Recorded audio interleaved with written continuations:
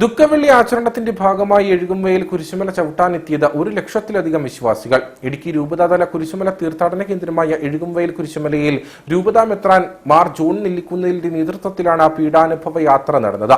കഴിഞ്ഞ ദിവസം അർദ്ധരാത്രി മുതൽ ആരംഭിച്ച വിശ്വാസികളുടെ മലകയറ്റം രാത്രി വൈകിയും തുടർന്നു.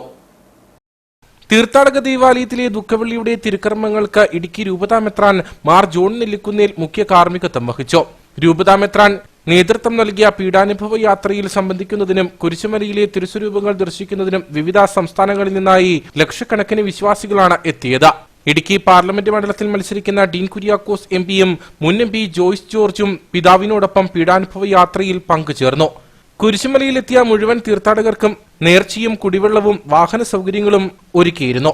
നെടുങ്കണ്ടം താലൂക്ക് ആശുപത്രിയുടെ സേവനവും പോലീസ്, ഫയർഫോഴ്സ്, ഇരട്ടയാർ സർവീസ് സഹകരണ ബാങ്കിന്റെ ആംബുലൻസ് സേവനം എന്നിവയും തീർത്ഥാടന കേന്ദ്രത്തിൽ ഒരുക്കിയിരുന്നു.